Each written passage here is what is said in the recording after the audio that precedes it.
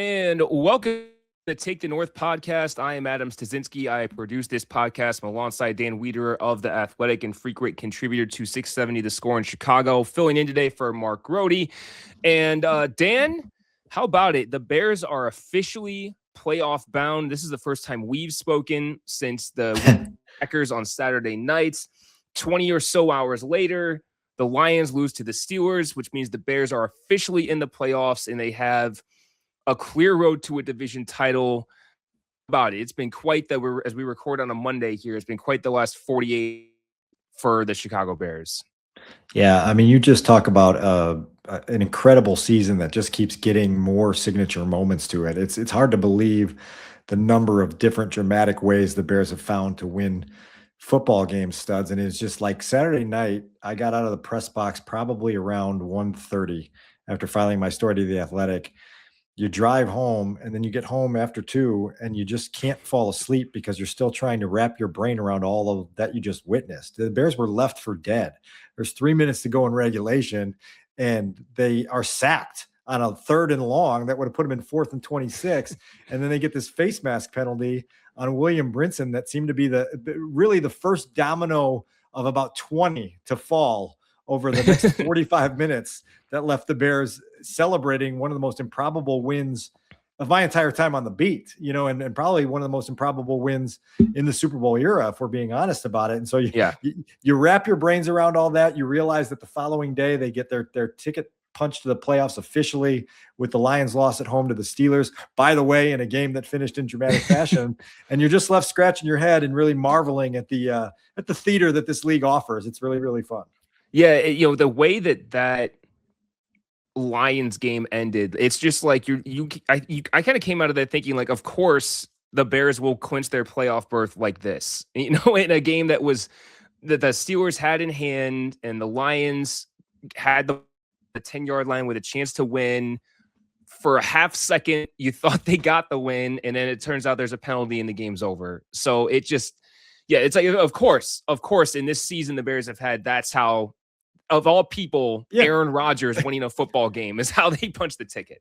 That's part of it, right? It's Aaron Rodgers being the guy who benefits the Bears the most. It's completely improbable. And the Lions scored 2 touchdowns in the final 30 seconds that would have lifted them over the top, and they were both called back by penalties. Really impossible to fathom. But again, Saturday night was just I've been asked about it a lot over the last 48 hours or whatever it's been, and it was just such a dud of a football game. It was such a dud of a football game until about 10-15, and then all of a sudden, all of these things come together, and forevermore, we're going to be talking about how fantastic that finish to that game was, with the number of different contributions they got and the number of just remarkable contributions that were provided by so many different people. Not the least of which is obviously the QB1 who wears that magician's hat and the Superman cape and does whatever he needs to do when the game's on the line. Yeah, there's a question that I brought up that I kind of thought of, and since we're here, we'll go ahead and bring it up, because over 48 hours or so, I've been thinking about and seeing all these different angles on where that throw, how that throw and that game-winning touchdown should be talked about. And came to the question of, was that in that moment, relative to everything that was at stake, one of, and maybe the greatest single throw in the history of the Chicago Bears? And I say that because in my lifetime, so I was born in 1990. I don't remember anything about the 90s Bears, really. They were largely forgettable outside of a few moments. Right. So whatever. Correct. Yes. My fandom, I really kind of consider to have started in about 2001, or in 2001, the 2001 Bears. And so there was obviously some crazy moments that year, but I've never in my life seen a Bears quarterback make that kind of throw in this kind of game against the Packers with the division title, or not the division title, the division first place on the line this late in the season. With a receiver that had half a yard of separation, 50 yards in the air, drops it into a bucket to win the game in overtime. It should go down as one of the single greatest moments in regular season Bears history. To me, in my fan, this is a fan, It's Yeah. second only to the Devin Hester Super Bowl return. So That's where I've concluded. Yeah, when you posed that question over text, I was trying to rack my brain going through a few that just popped to mind originally. First of all, I don't have all the inventory on Sid Luckman from back in the day, so I don't know what type of clutch heroic moments he had way back when, decades ago, that we wouldn't even consider here. But you start with my fandom in the '80s when the Ditka era Bears were really growing. You think of the Monday night miracle at the Metrodome with McMahon coming off the bench and making some throws that really were sort of catalysts for a season that was already headed to great places, right? And you got that sort of signature moment. I love to sort of consider postseason victories, and obviously in 2006 they start the playoffs with a overtime win over Seattle, which required some Grossman throws that were really clutch in the moment to both tie the game and then set up the game-winning Robbie Gould field goal. So that certainly would be in the team photo. But to your point, really to circle back on a storyline that popped up out of nowhere last week, if the Bears ever find ways to open a new stadium, and at that new stadium they decide to have a museum nearby, I think you can put this Caleb Williams video in that museum and remind people every single day that they walk into those halls, this is the type of moment that this franchise needs to be built on. And this is the type of moment that creates this absolute explosion of enthusiasm in Chicago, because I can't remember during my time on the beat ever feeling Soldier Field come alive like that. When DJ Moore was in the end zone there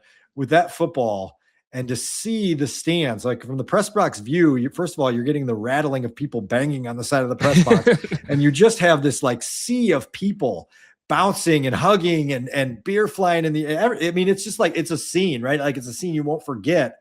And it was authored by a guy that I genuinely believe thinks that he was built for these moments, right? Like I genuinely believe Caleb Williams wakes up every single day thinking that this is his destiny, is to be a guy that gets the football in his hands with games on the line and goes and wins them. Now, Ben Johnson's going to have to convince him that you need to be this good in the first half right.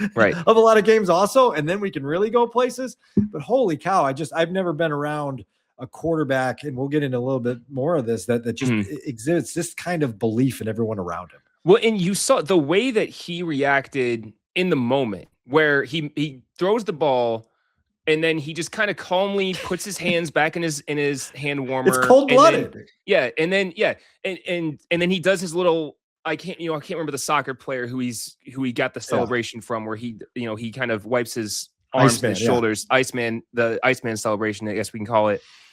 But it's cold-blooded. Yeah, it's cold-blooded. And I realize as I'm thinking about this podcast today, the Bears have, if there's one conclusion we can come to about Caleb Williams this year, I think it's these moments he's built for, you said, and it's the Bears have the rip your heart out guy. Yeah. The Bears have the quarterback who, no matter what has happened with his team for 4 quarters, if there's a chance, he'll rip your heart out.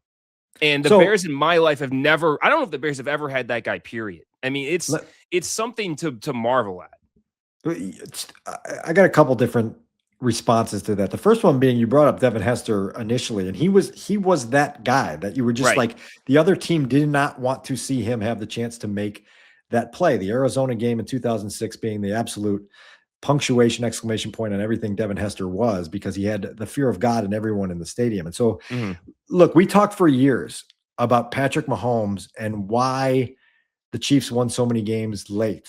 And it was because they had won so many games late, right? This stuff becomes a snowball where not only do every single guy in your huddle believe that you've got the football in your hands and you're going to go down and score, but the opponent feels that too. And they start to feel the pressure of that. They start to feel the pressure of it before they even give you the ball back in ways that maybe makes you make mistakes, right? Like where you just start to feel the pressure build because you don't want to leave that door open even a sliver for Caleb Williams, because you now know very well what he's capable of. This is 7 game-winning drives in the calendar year of 2025, 6 this season, and then the finale in 2024. And so it's documented evidence that this guy is going to rip your heart out.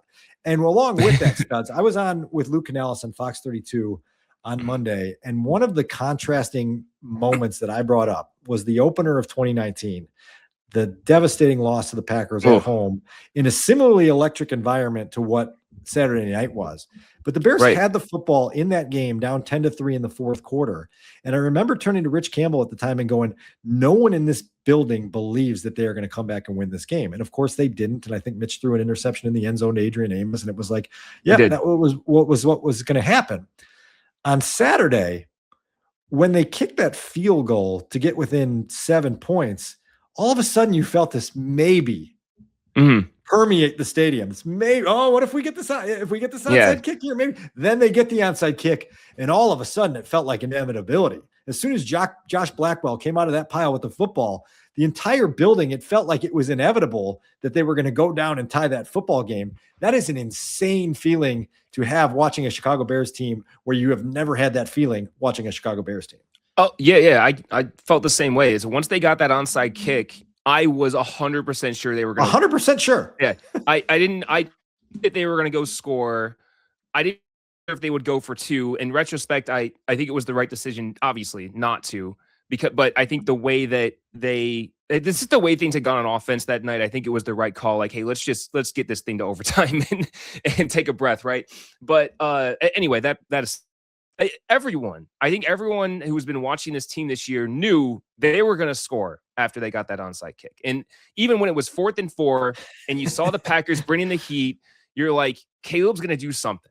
He's going to find a way to get this ball into a receiver's hand in the end zone. I mean, that throw, this gets lost because of how they ended up winning the game in the end. But that throw to Jahdae Walker's and his back with a man with Quay Walker ready to fall in his lap.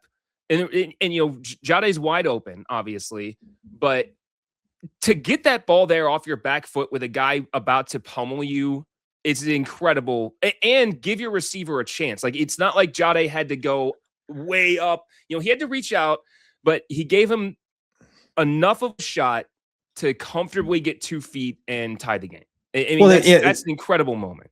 There's so much pressure coming, and you have to have the sort of athletic balance, I guess you'd call it, to be able to get backwards away from the rush, and then to be able to put the proper amount of zip and touch on that football to where Jahdae Walker, who is again uncovered because of the coverage bust by the Packers, can get down in bounds. I mean, that's in like a 6 square foot corner of the end zone that he's got to go catch that football. And to his credit, he did that.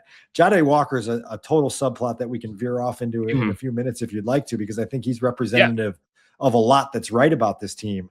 But again, like when you're scratching your scalp trying to figure out how the heck the Bears won that game, and you say to yourself, the Bears didn't score their first touchdown in the football game until 22 seconds remained on 4th down against an all-out blitz with an undrafted rookie catching a pass in the back corner of the end zone, and they somehow won the game. You're like, I can't figure it out. They had 105 penalty yards. They had to recover an onside kick. They had a first quarter play that may be among the more regrettable calls that we've seen Ben Johnson make within this season. And they overcame it all, in part because this team just understands that, like, time on the clock, we're within striking distance. Just give us a chance, and we're going to go make something magical happen. Once again, they did.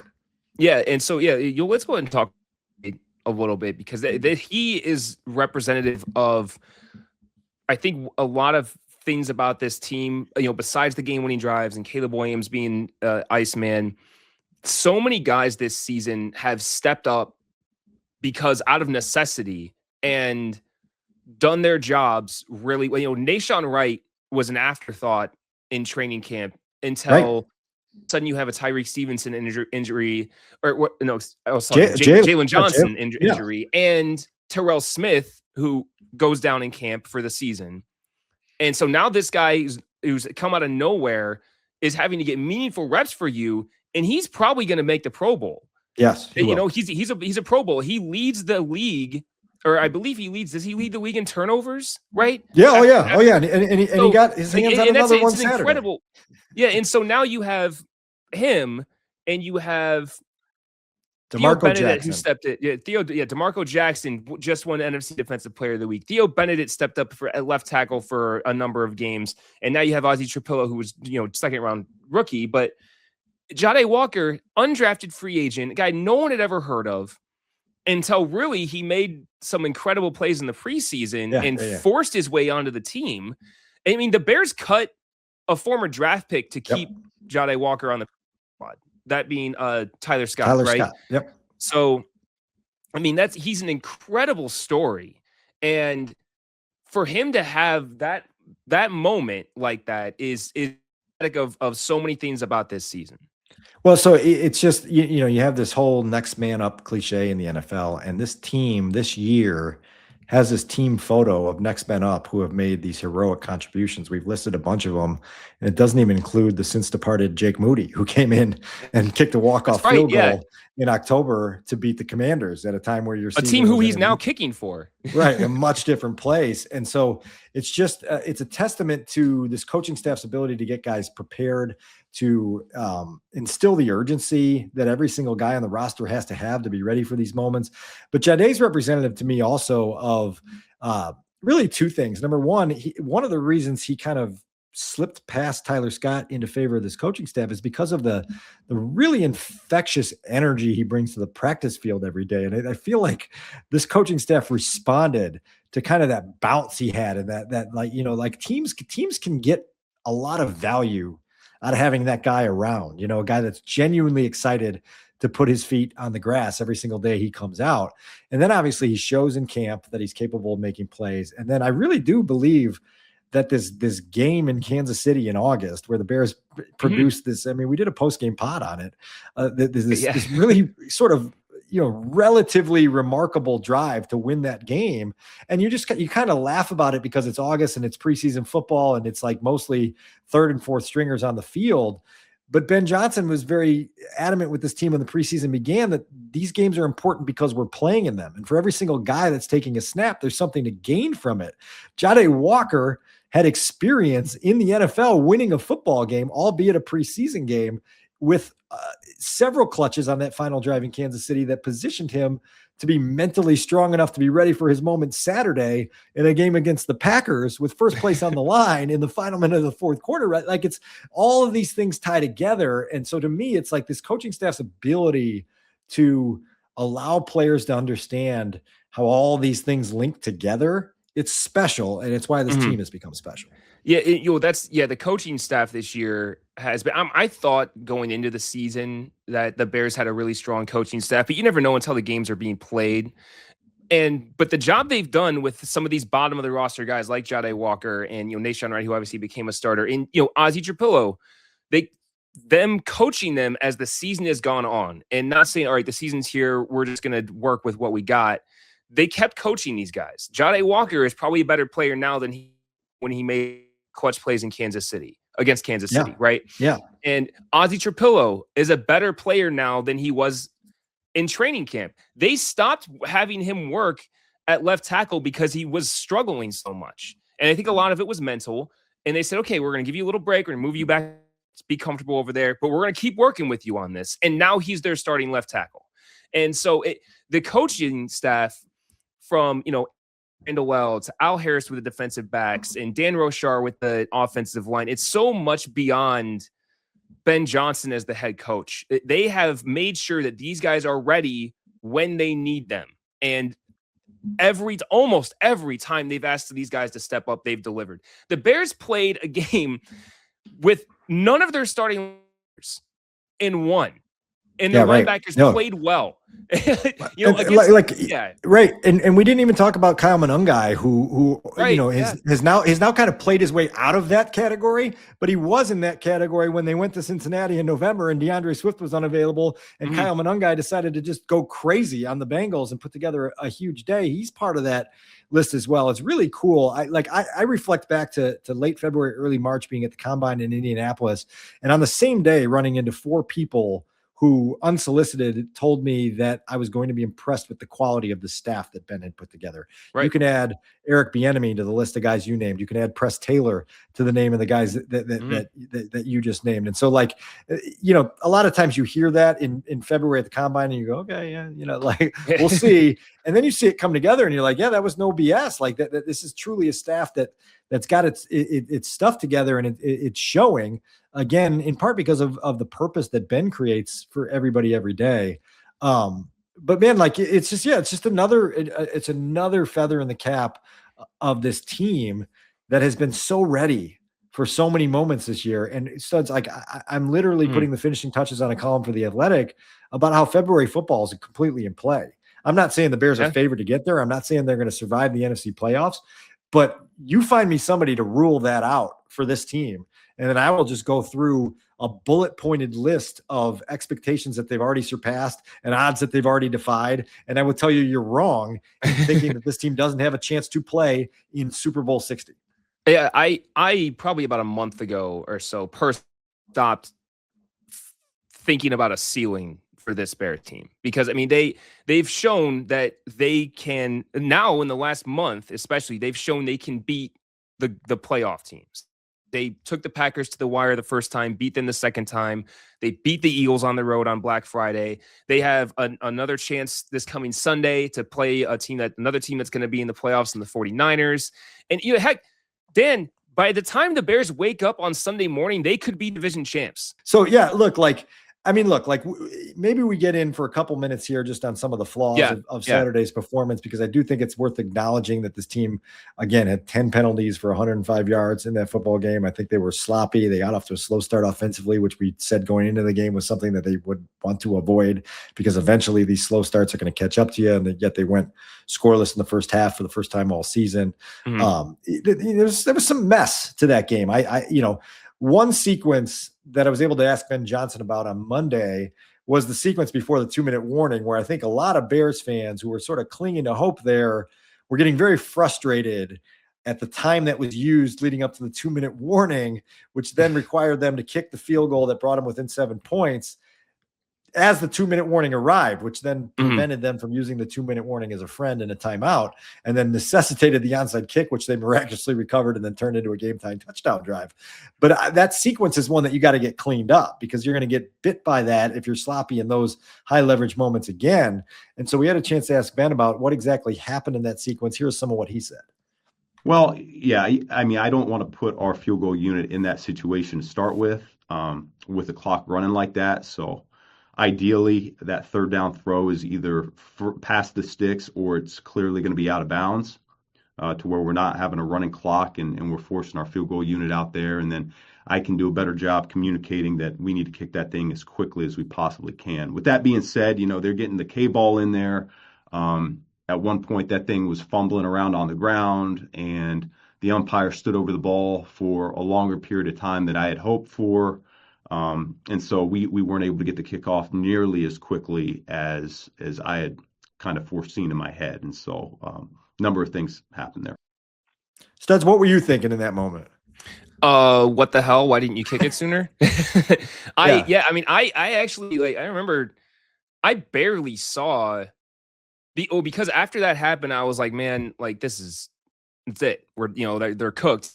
I hadn't even considered the possibility of the onside kick. I stood up and I think I went to the bathroom and I came back out and the kick had already happened. And I was just looking at the pile and I was like, oh crap, did we just get that? I thought it was really bad in the moment. And so it probably ended up being a little bit of a blessing. Yeah, of course. If they kick it deep, they probably kick it deep if they're on the front side of the 2-minute warning there, right? And so who knows what happened? The Packers have run the ball pretty well. So if they Packers get a need one first down, one first down. So it probably ended up being a blessing, but it's something that needs to be better. Absolutely. This is the 2025 Bears, where it's like every mistake seems to have a favorable twist of fate somewhere in it. And look like that again. The Bears mismanaged the clock in the season opening loss to the Vikings, where they didn't use the 2-minute warning properly, and Cairo Santos was unable to get the ball out of the end zone, and it cost them, in a game. And it was another costly mistake Saturday that didn't prove to be too costly. I also took note of the 10 penalties on Saturday night, 105 penalty yards in all. And I thought the 4 personal fouls were really representative of something to me, because it was, really from the opening kickoff when DeMarco Jackson decided to jump and crowd surf on a moving pile on a kickoff. You felt like this was a team that was overly juiced up, and there's a huge environment there, and you understand the electricity to it. But when we talked last week about this being the first experience for a lot of these guys in big games, part of that is this: it's being able to be jacked up and be really amped without becoming overly amped. And so it was the Jackson penalty. It was the first off Austin Booker personal foul. Later, it was Jaquan Brisker with an unnecessary roughness hit. And it just felt like, man, they got to get this under wraps here before they get deeper into, the final 2 weeks of the regular season and into the postseason. And Ben Johnson talked a little bit about that on Monday as well. Yeah. I think that might have had something to do with it. And, we talked about you get in these big games and you can get a little bit emotional because it's a division rival and you want to make an impact. And we don't want to shy away from that. We want to play aggressive and we want to be a very physical team, but at the same time, we can't hurt the team. And that happened a number of times, and it's not okay. Those 15-yard penalties, they really add up. I think we ended up having 4 of them on the game. And, I talk about Booker's, against Jordan Love, and that's 100% a flag where he ends up getting concussed, and it's not what anybody wants. All right. But at the same time, that one is a more difficult one to coach just from a technique perspective, because we're trying to go after the quarterback and it's a bang, bang play like that. All the other 15-yarders, as far as I'm concerned, those are all preventable and at times egregious. We can't do that. Yeah, he's right. 100%. I agree with absolutely everything. I think he said it pretty well right there. That was the DeMarco Jackson one. It's just silly. It's like, dude, that's been out of the game for a while. That's a rule they put in a while ago. You can't pile jump. It's been, you can't do that. And, the Austin Booker one that knocked Jordan Love out of the game. Yeah, I think most people I've seen are all pretty much in agreement. That's just kind of unfortunate how it happened. I don't think Booker did anything wrong. Jordan Love lowered his head a little bit. It's sucks. It does. And it did change the game quite a bit. I mean, who knows what happens if Jordan Love plays the whole game, right? So, yeah, the other ones just so it was funny though. I'll admit this. Like, it's just I was full first 2 drives, man. I didn't care about the personal fouls on the first drive. I was just like, whatever, set the tone. Get out of here with no points, and it's not going to matter. And that's what happened. And then, of course, the Bears ended up having the silly 4th and 1 call and kind of went from there. But yeah, it's that when you get into the playoffs, you can't have that. And, you understand how amped up they were and how electric Soldier Field was and how amped up everyone was for that game. There has to be aggression, I guess you could say. You have to be able to see through those moments and hey, it's okay to be amped up, but you have to have it. There has to be a little bit of control in there, a little bit of a governor to be like, all right, don't do something stupid. Don't jump on the pile when it's, come on, man. It can't happen.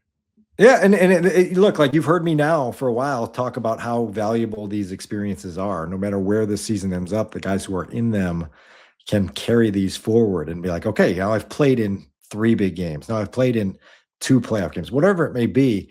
You gain this experience and you gain this understanding of how to not only attack the week, but the emotions that come with game night. And I think probably some guys learned some lessons on Saturday night from that. Tremaine Edmonds on Monday spoke to the media, and he's a guy who has playoff experience. He went 4 times to the postseason with the Buffalo Bills. If you go through Tremaine's playoff history, you'll see some incredible, exhilarating wins and some absolute like heart-shattering losses, including obviously the most memorable one when the Bills and Chiefs were trading points down the closing stages of regulation and then into overtime, where the Bills lost without getting a chance to touch the football. And so I think Tremaine has a appreciation for what this playoff berth is that the Bears earned this past weekend. And he has an appreciation for what kind of focus they need to apply as they go forward. And so he talked a little bit on Monday about the validation of this accomplishment for the Bears, and then also tried to put a frame around it for where the Bears need to use it. Yeah, I think it means a lot. We play this game to just have a chance, right? Everybody talks about Super Bowl, but you got to be able to get into the dance first to even have Super Bowl talk. So, being able to punch our ticket to even, have a chance to bring that trophy home is something that, it's very important to us. But, even with that talk, don't get me wrong, it's a great accomplishment, but at the same time, we have 2 important games coming up that could really shape out, how that'll even go in general. So I think our main focus is on one, this week, and then taking it 1 week at a time because these are some important games. Even though that we already clinched that, but it's bigger things that we're trying to do. Just as far as obviously placement and seeding and things like that. So we got to take it 1 day at a time, 1 game at a time, and see how everything plays out. Studs, this is a important plot line for this week because I do think that this team has been really good all year at resetting and refocusing, and we've talked about it almost every single week on this podcast. But I do think this is a very natural exhale point for the Bears because they've had their first tangible accomplishment with this playoff berth achieved. And Ben Johnson's been very good already early in the week of reiterating, hey, we want to play that playoff game at home. Ideally, if we can get the top seed in the NFC, we can skip the wild card round and we can play our first playoff game at home in the divisional round. And that's a huge advantage.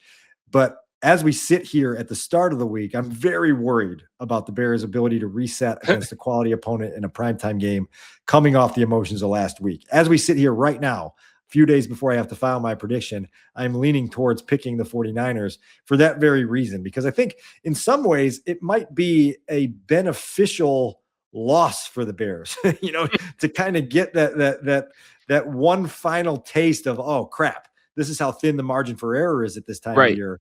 We'll see where the week goes, but that's certainly a concern in a holiday week after a huge accomplishment with a chance to kind of finally put your arms around something that you can hang on the wall and say division or a playoff team, and now you got to try to chase a division championship in the top seed. Yeah. There's a lot of potential for a letdown game.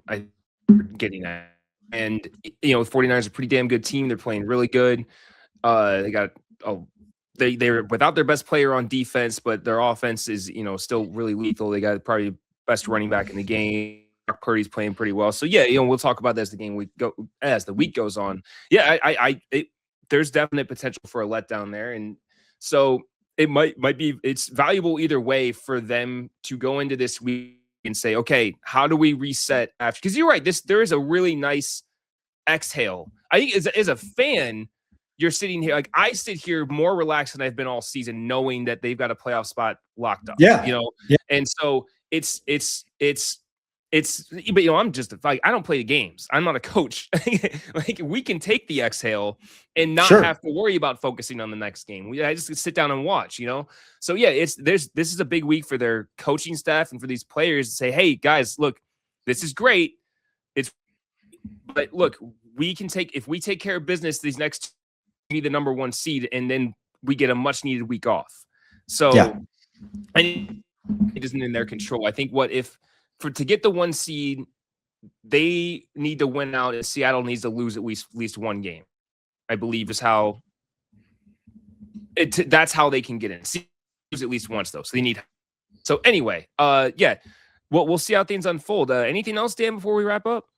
No, I mean, we've got a lot ahead of us, which is, it's crazy. I did say early on Monday to some folks that like it's wild to have this type of meaning attached to these late December games, to know that there's a playoff game guaranteed in January, and to feel like that there's still a lot of meat left on the bone for this team. I think Ben Johnson articulated it well on Monday, where his sense of encouragement comes from the fact that he doesn't even feel like they've reached this season's ceiling yet. Like they're not playing their best brand of football yet, and they're still winning. So if they can squeeze a little bit more out of their potential, now you're talking about unlocking new worlds, right? And these are new worlds that Chicago hasn't been to in a long, long time.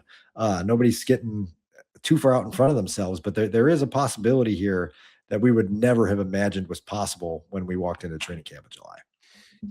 They've exceeded all expectations, I believe, for one that follows this team. I don't know anyone that predicted this for 11 wins with 2 weeks to go. So they've surpassed all expectations. And so with that, we'll get out of here. And I don't believe we'll be dropping another episode until after Christmas. So to all our listeners, to you, Dan, Merry Christmas. And Dan, happy early birthday. Actually, well, as we drop this episode, it will be your birthday. So happy birthday. Happy festive. Thank you for that. Celebrate. And and any last words here, Dan?